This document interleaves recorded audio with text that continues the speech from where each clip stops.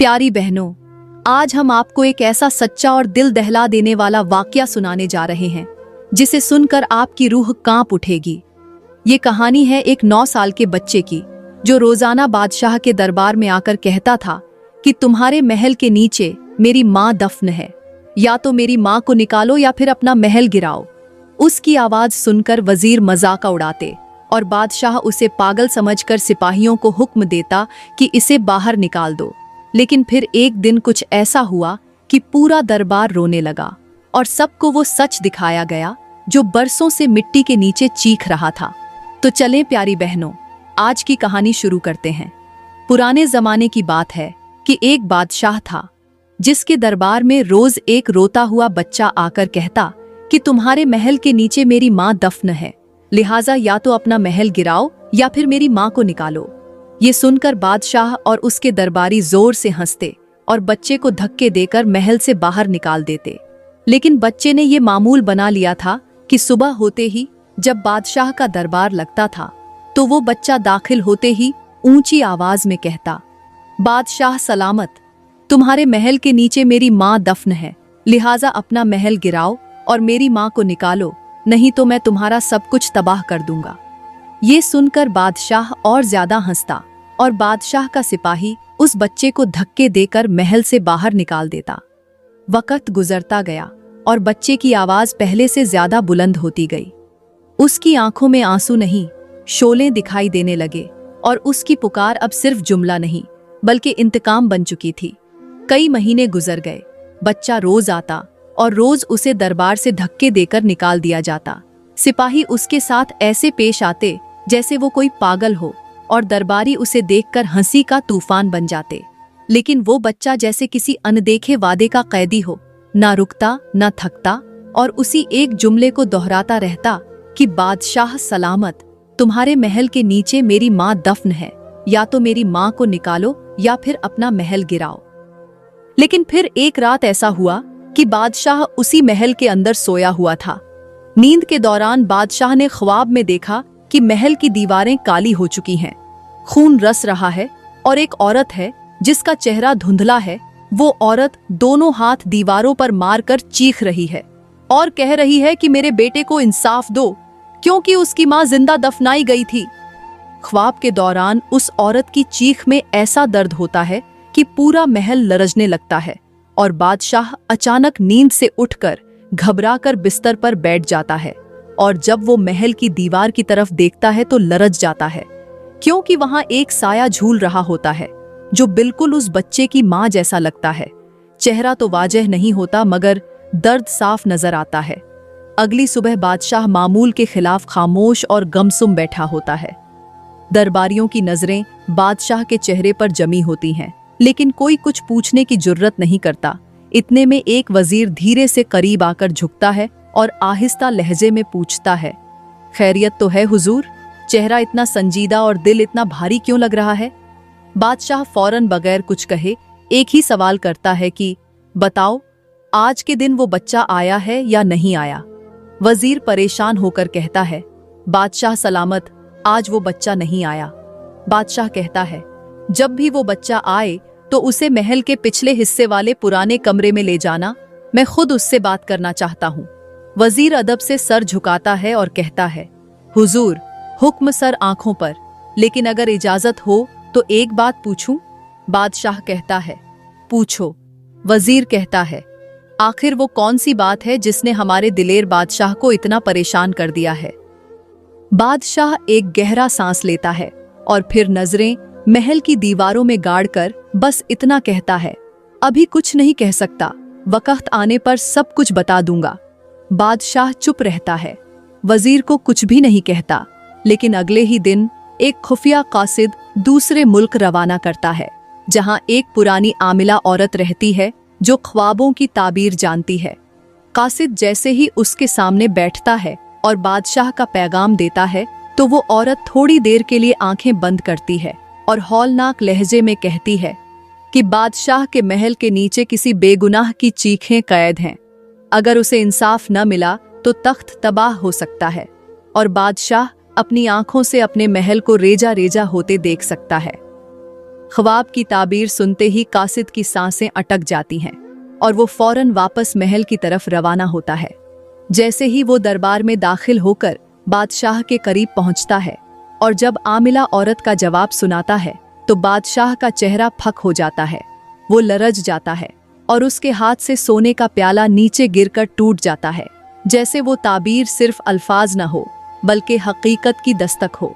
ये खबर सुनते ही बादशाह जल्दी से सोने के तख्त से उठता है, तेज कदमों से महल के अंदरूनी हिस्से की तरफ बढ़ता है और सीधा अपनी बीवी के पास जाता है।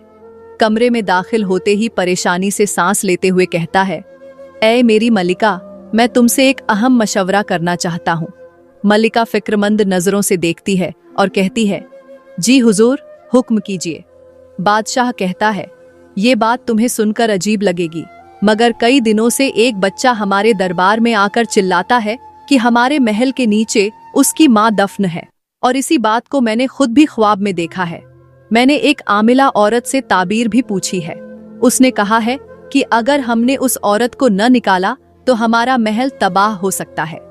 ये सुनकर बीवी चौंक जाती है। बीवी कहती है, बादशाह सलामत, जल्दी कीजिए, कहीं ऐसा ना हो कि हमारा महल तबाह हो जाए। हो सकता है बच्चा सच बोल रहा हो।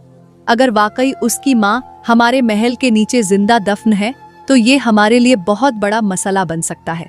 ऐसा करते हैं कि हम दोनों खुद उस बच्चे के पास चलते हैं और जाकर तफसील से पूछते हैं कि वो कौन है, कहाँ से आया है और उसे कैसे यकीन है कि उसकी माँ हमारे महल के नीचे दफन है।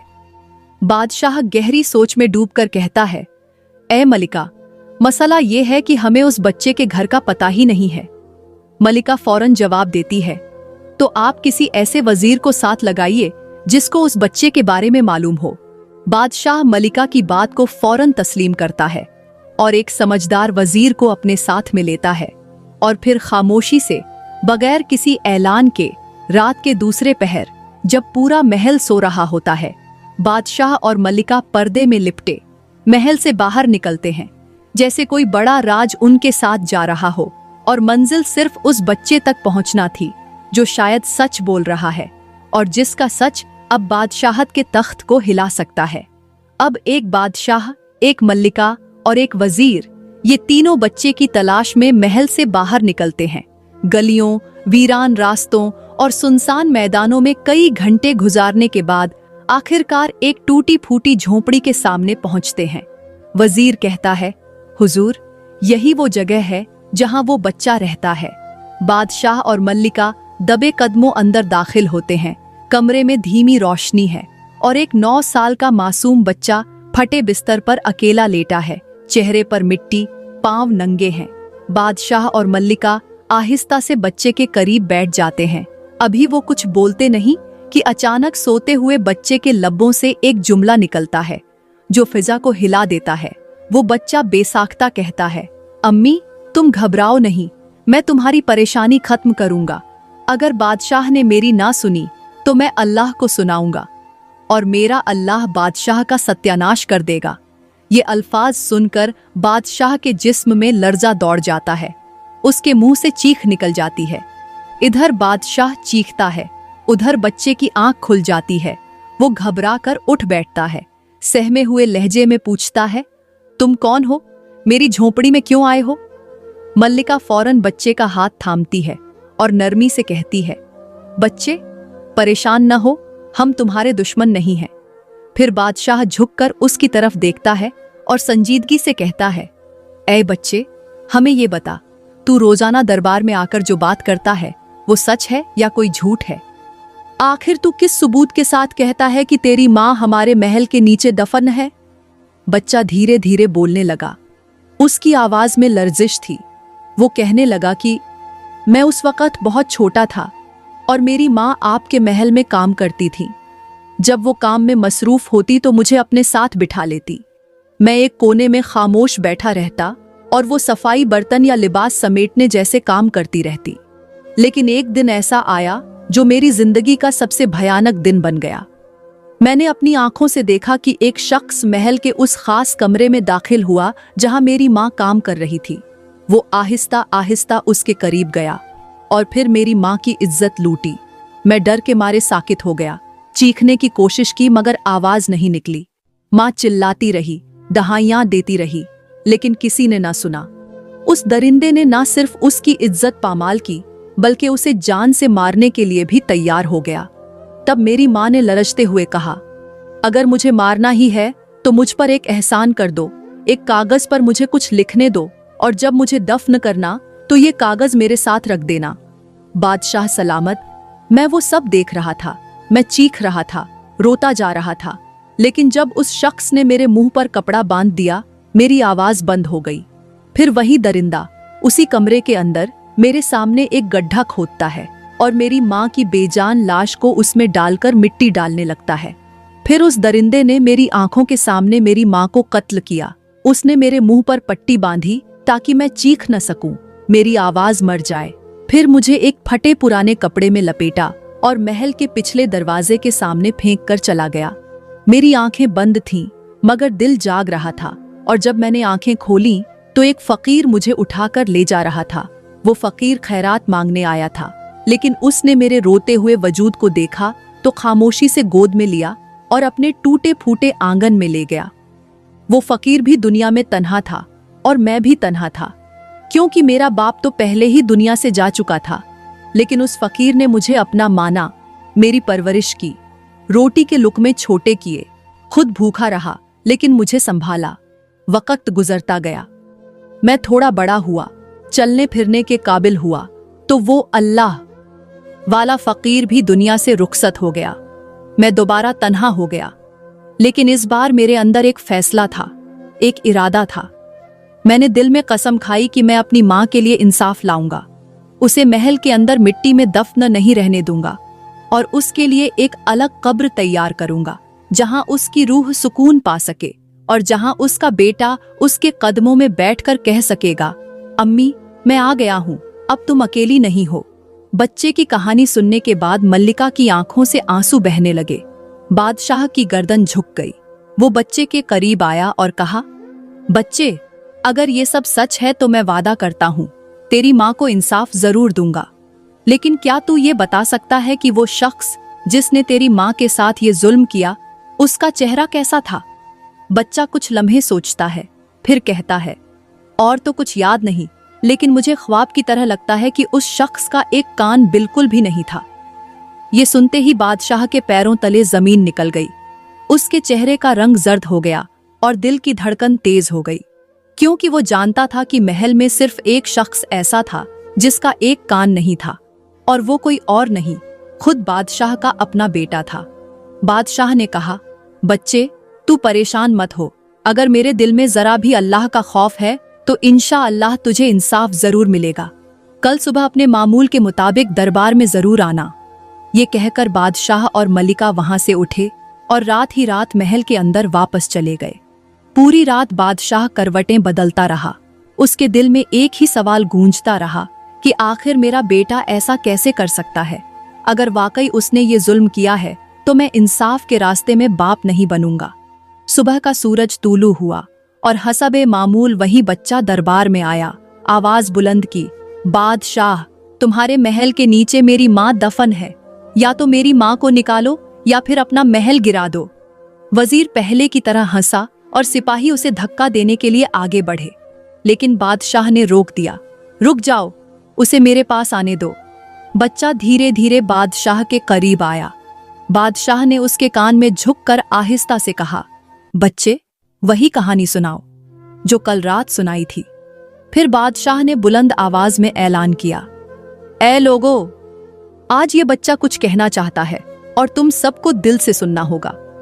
बच्चा दरबार के बीच खड़ा हुआ, आंखों में सच्चाई, लहजे में झख्म, और वही कहानी दोबारा सुनाने लगा जो उसने रात को बादशाह और मल्लिका के सामने सुनाई थी। बच्चे की कहानी सुनकर सारे वजीर और मुशीर चौंक गए, जिन्होंने कल तक हंसी उड़ाई थी। अब वहीं एक दूसरे की तरफ देखने लगे और एक वजीर आगे बढ़कर बोला, बादशाह सलामत, हमने हमेशा इस बच्चे की बात को मजाक समझा, लेकिन मुमकिन है ये सच हो। हमें उस कमरे की खुदाई जरूर करनी चाहिए जहां बच्चा इशारा करता है। बादशाह ने फौरन हुक्म दिया, फौरन खुदाई शुरू करो, चाहे सारी जमीन उलटनी पड़े। सिपाही और वजीर कुदालें उठाकर उस कमरे में दाखिल हुए। बादशाह खुद भी वहां मौजूद था। हर जर्ब के साथ दर और दीवार पर सनसनी छा रही थी, जैसे महल खुद लरज रहा हो। चंद लम्हे गुजरे और फिर कुदाल किसी नरम चीज से टकराई। वजीर ने रुककर हाथ से मिट्टी हटाई और एक जगह से कपड़ा झांकने लगा। थोड़ा सा और खुदा गया तो एक औरत का जिस्म जमीन से बाहर आने लगा। उसके चेहरे पर सुकून था, जैसे उसकी आखिरी नींद मुकम्मल हो चुकी हो। बच्चा चीखता हुआ दौड़ कर आया और अपनी माँ के कदमों से लिपट गया। रोते हुए बोला, अम्मी, मुझे माफ कर देना, अब हम दोनों इकट्ठे हैं, तू अकेली बिल्कुल नहीं है। फिजा पर खामोशी छा गई और बादशाह ने झुककर देखा तो उस औरत के हाथ में एक पुराना कागज था जो अब भी उसकी उंगलियों में दबा हुआ था। बादशाह ने कहा, इस औरत के हाथ से कागज निकालकर मुझे दो। वजीर ने लरजते हाथों से वो पुराना कागज निकाला और बादशाह के हाथ में थमाया। बादशाह ने जैसे ही कागज खोला, दरबार में मुकम्मल खामोशी छा गई। बादशाह ने बुलंद आवाज में वो तहरीर पढ़नी शुरू की जिसने हर सुनने वाले की रूह तक हिला दी। इस कागज के ऊपर लिखा था, मैं एक लावारिस औरत थी, एक गरीब, जो बादशाह के महल में मेहनत मजदूरी करती थी। मैंने कभी सोचा भी नहीं था कि बादशाह का शहजादा इस कदर दरिंदा बन जाएगा कि वो मेरे नन्हे मुन्ने बेटे के सामने मेरी इज्जत पामाल करेगा और फिर उसी बच्चे के सामने मुझे जान से मारकर कमरे के अंदर दफन कर देगा। ये मैंने सोचा भी नहीं था और मैंने उसे किसी भी सूरत में माफ नहीं करना। मैं मर तो गई हूं, लेकिन मेरी बद्दुआ इस तख्त के साथ चिमट चुकी है। और दूसरी बात यह है कि पहाड़ की फलाओं कान के नीचे एक सोने का संदूक पड़ा है जो मैंने अपने बेटे के लिए छुपा रखा है। लिहाजा वो संदूक मेरे बेटे को दे देना और उसे कहना कि बेटा, इंसान बनकर जीना दरिंदगी इख्तियार करने से बेहतर है कि मरकर मेरे पास आ जाना। ये कागज पढ़ते ही दरबार में सन्नाटा छा गया। सब लोग दंग रह गए। वजीर और मुशीर कांपने लगे। किसी को समझ नहीं आ रहा था कि बादशाह अब क्या फैसला करेगा। सबकी नजरें बादशाह पर थीं, लेकिन वो बगैर कुछ कहे अचानक अपनी जगह से उठा और तेजी से महल के उस कमरे की तरफ बढ़ा जहां उसका बेटा मौजूद था। किसी को इजाजत न दी, न किसी से मशविरा लिया। थोड़ी देर बाद जब बादशाह दोबारा वजीरों और मुशीरों के दरमियान आया तो उसके चेहरे पर गम, गुस्सा और पसीने की नमी साफ दिखाई दे रही थी। वो खामोशी से आगे बढ़ा। सब उसकी तरफ देखते रहे और फिर उसकी कांपती जुबान से बेसाख्ता अल्फाज निकले, लोगों, मेरे बेटे का जनाजा शाम 4 बजे होगा। ये सुनकर दरबार में मौजूद हर शख्स जैसे पत्थर का हो गया। सबकी आंखें फैल गईं, जुबानें बंद हो गईं। कोई समझ ना पाया कि बादशाह ने ऐन उसी वक्त इतना बड़ा फैसला कैसे कर लिया। सब चुप थे तो बादशाह ने बुलंद आवाज में कहा, मैं जालिम की हिमायत कभी नहीं करूंगा। मैं जब भी खड़ा होऊंगा मजलूम के साथ खड़ा होऊंगा, चाहे वो मेरा अपना हो या कोई गैर। और फिर बादशाह ने सबके सामने उस बच्चे के सर पर हाथ रखते हुए कहा, लोगों, आज से मेरा बच्चा ये है। आज से तुम सब इसकी ताबेदारी करोगे और मेरे मरने के बाद तुम्हारा बादशाह यही होगा। दरबार में हर तरफ खामोशी छा गई। सब हैरत और एहतिराम से उस बच्चे की तरफ देखने लगे। उसी लम्हे बच्चा आगे बढ़ा, आंखों में आंसू और आवाज में सच्चाई लिए बोला, लोगों, मेरी माँ जब भी यहाँ से काम करके घर जाती थी तो मुझे प्यार से गोद में बिठाकर कहती थी कि मेरा बेटा एक दिन बादशाह बनेगा। लो, आज मेरी माँ की वो दुआ कबूल हो गई और बादशाह के हुक्म से मैं आज वाकई बादशाह बन गया। प्यारी बहनों, ये थी आज की कहानी जो हमें एक गहरा सबक दे रही थी कि मजलूम की फरियाद कभी रायगांव नहीं जाती और जालिम चाहे कितने ही ऊंचे मकाम पर हो, एक दिन जमीन उसके खिलाफ गवाही जरूर देती है। प्यारे दोस्तों, अगर आज की कहानी आपको अच्छी लगी हो तो बराए मेहरबानी वीडियो को लाइक करें, कमेंट में अपनी राय का इजहार जरूर करें और मजीद ऐसी कहानियों के लिए हमारे YouTube चैनल को सब्सक्राइब करें। शुक्रिया।